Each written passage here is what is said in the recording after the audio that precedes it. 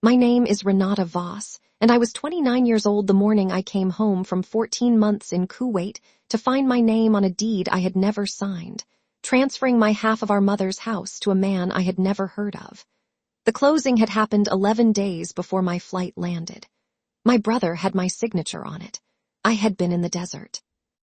I did not call him. I did not cry at the airport. I found a notary open on a Saturday, sat down at a folding table that smelled like hand sanitizer, and started making a list. Welcome to her silent triumph, a channel for the women and men who came home from somewhere hard to find that the people who were supposed to wait had been busy while they were gone. If you have ever had someone spend what wasn't theirs to spend while you were looking the other way, leave a comment below. Tell me where you're watching from, and if stories about quiet people who win without raising their voice are what you came here for, subscribe. New ones come every week, and the next one is already waiting. My mother, Helga Voss, had died in February, cervical cancer, 8 months from diagnosis to burial. I had gotten emergency leave for the funeral, 4 days, both flights counting, and then gone back because there was nothing else to do. The house on Birch Creek Road in Mineral Springs, North Carolina, was paid off. My mother had bought it in 1998 with insurance money from my father's accident and had made the last payment in 2011. She used to read us the mortgage statement at the dinner table every month the balance dropped, a kind of liturgy. The house was real and it was hers, and when she died it became, by the terms of her will, half mine and half my brother Dex's. Dex is 4 years older than me. He had never left Mineral Springs. He had never needed to, there was always a reason to stay. A project that almost worked out, a business idea that needed 1 more month, a landlord who had finally become reasonable, a girlfriend who was going to help him get on his feet. He moved back into our mother's house when she got sick, which is the kind of thing that looks like love from a distance and looks like something else entirely once you read the cell phone records. I want to be fair to him. He did sit with her. He did drive her to appointments in Asheville. Whatever he was planning, he also did those things. People are not simple. But he was planning. I know now that he started in October, 2 months before she died. She was on the 2nd round of treatment, which the oncologist had already told us privately was not expected to work. Dex retained a real estate attorney in Hendersonville, not Mineral Springs, not anywhere she had friends, and began what that attorney later described to me as an exploratory consultation about co-ownership disposition strategies. He told the attorney his co-owner was a military service member who was frequently unreachable and who had, quote, expressed disinterest in retaining the property. I had expressed no such thing. I had not been asked. My mother died in February. The will was filed in March. Dex waited 11 days, just long enough to look patient, and then he moved. The buyer was a man named Greg Pallister, a property investor out of Greensboro who bought rural North Carolina homes, renovated minimally, and rented at a premium to people who had no better option. The sale price was $194,000. The appraised value that same month, which I obtained later from the county assessor's office, was $241,000. My half of the difference was $23,500 that I never saw. The deed filed with Rutherford County carried 2 signatures. Dex's was real, mine was not. I have a very particular signature. I learned it from my mother, who had beautiful cursive and considered it a form of respect to sign your name as if you meant it. The R in Renata sweeps up before it falls. The V in Voss is always 2 strokes, never 1, with a small crossbar at the bottom that I added in 8th grade because I thought it looked like a checkmark. I had been signing this way for 15 years. The signature on the deed was close. It was not mine. I flew into Charlotte on a Tuesday in April. I had a duffel bag, a carry-on, and a phone that had been essentially off for 2 weeks during the final handover period at the base. The first texts I read were from Dex, 3 of them sent 10 days apart. Hey, there's some paperwork about the house. Call me when you land. Renata, really need to talk to you. It's important. Okay, I know you're probably overwhelmed getting back. Call me when you're ready. I sat in the baggage claim area of Charlotte Douglas International Airport and read those 3 texts 4 times. I thought about the word paperwork. I thought about the word overwhelmed. I thought about the fact that he had not said what the paperwork was or why it was important, and I thought about what a person sounds like when they are hoping you will not find out something until it is too late to do anything about it. I did not call him. I opened the Rutherford County Register of Deeds website on my phone, put in the property address on Birch Creek Road, and waited while the airport Wi-Fi decided whether to cooperate. The deed came up in 40 seconds. I read it standing next to the baggage carousel with my duffel at my feet. I read it twice. Then I went and found a chair near the windows, and I sat down, and I was very quiet for approximately 7 minutes. A family with a stroller went past. A man in a suit talked loudly into his phone about a flight he had almost missed. The sun was coming through the window at the angle that means it is almost noon. Then I picked up my phone, and I Googled what to do when someone forges your signature on a deed. I want to tell you about the list, because the list is where everything started. I am a logistics specialist.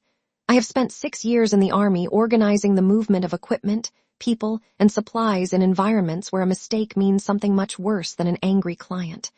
I am not impulsive. I am not dramatic. When something goes wrong, my first instinct is not to yell. It is to figure out exactly what I am dealing with before I touch anything. The list I made at the notary's office on that Saturday morning had 7 items. Obtain certified copy of the deed from the Register of Deeds. Obtain my mother's original will and probate filing. Find my own signature samples, discharge paperwork, deployment docs, anything from the past 2 years. Locate a forensic document examiner. Find an attorney in Rutherford County or adjoining county who handles real estate fraud. Determine the current status of the Pallister sale, recorded, closed, funds disbursed. Do not contact Dex. That last one was the hardest. Not because I was angry, but controlled anger is just fuel, but because every time my phone showed his name, I had to actively choose not to press it. I wanted to hear what he would say. I wanted to give him the chance to explain. My attorney, when I found her, told me later that calling him would have been the only real mistake I could have made. People who have committed fraud do not explain. They adjust their story to whatever you already know, and every detail you give them is a detail they can account for later. Her name was Patricia Home. Her office was in Spindale, 30 minutes from Mineral Springs, in a converted Victorian house with a wraparound porch and a hand-lettered sign that said Home and Associates, Property and Estate Law in dark green paint. I found her through a veteran's legal aid referral, which reduced her hourly rate by 40%. She had been practicing for 22 years. Her handshake was brief and firm, and she had the manner of someone who has seen most things and is no longer surprised by any of them. I laid out the certified deed copy, my mother's will, and 3 pages of my genuine signature samples, travel orders, a re-enlistment document, and my mother's hospital paperwork from the visit I had made during leave. Patricia looked at the signatures side by side for perhaps 90 seconds. She set down her reading glasses. "This isn't close enough," she said. "A forgery that's going to hold up needs to be close enough that a non-expert might accept it.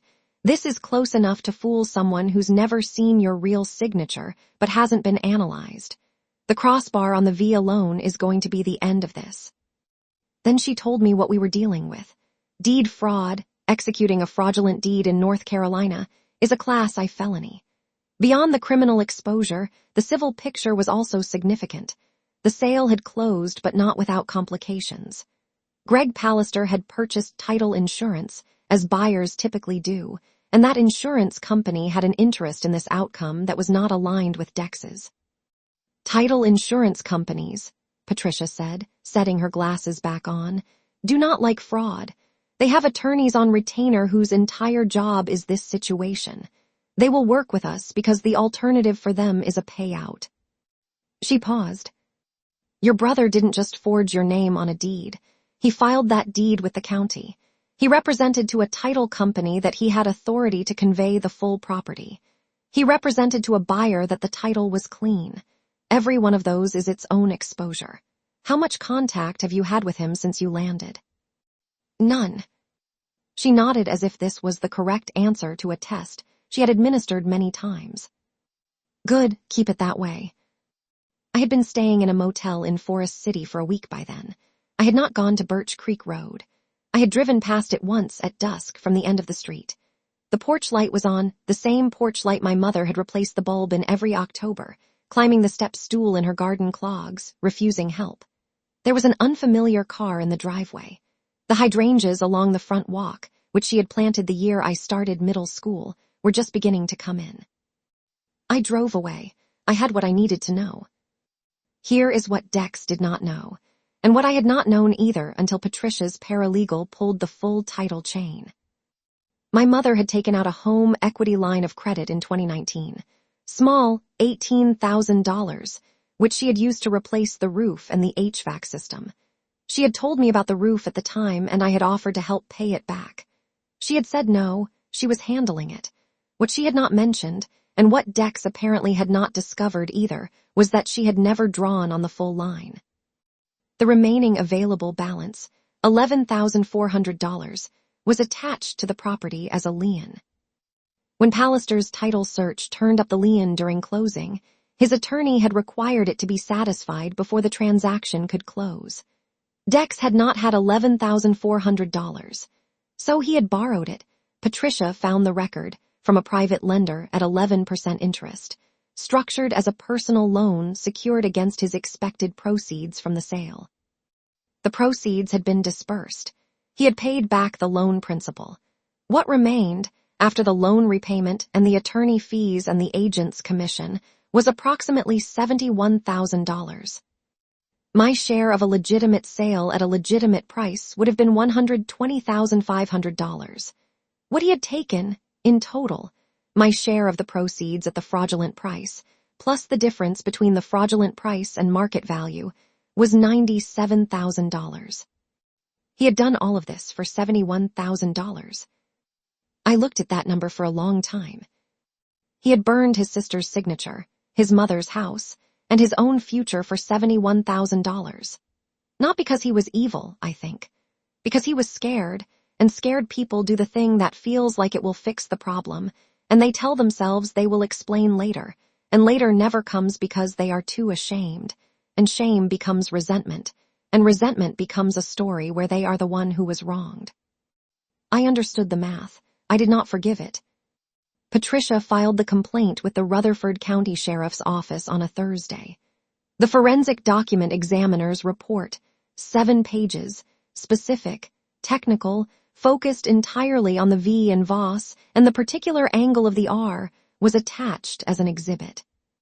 The title insurance company's attorney, a brisk woman named Stephanie Crane, who called me exactly once and said everything she needed to say in under 4 minutes, filed a parallel civil action the same week seeking to void the deed and recover damages from Dex personally.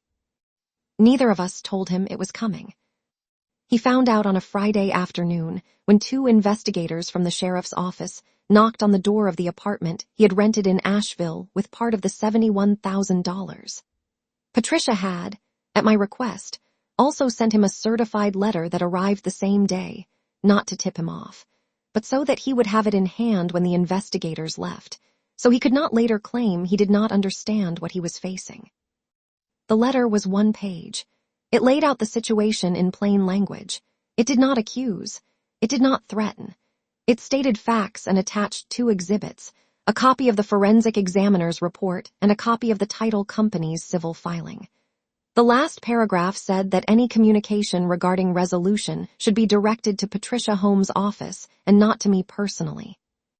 He called me 40 minutes after the letter's certified delivery was confirmed. I did not answer. He called 4 more times that evening, then twice the next morning.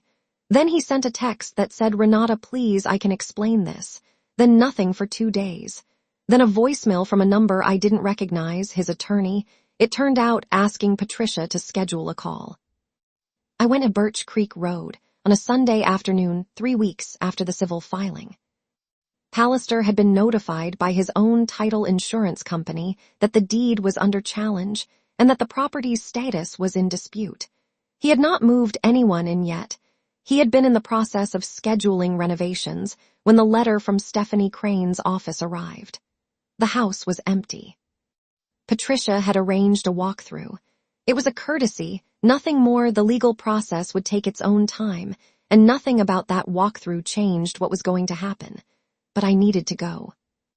The spare key was still under the same ceramic frog on the back step that my mother had kept it under since 1998. I do not think Dex had ever known it was there. It was the kind of thing you know only if you are the one who comes home late and doesn't want to wake anyone. The house smelled like her. Not strongly, enough weeks had passed that it was fatting, but still.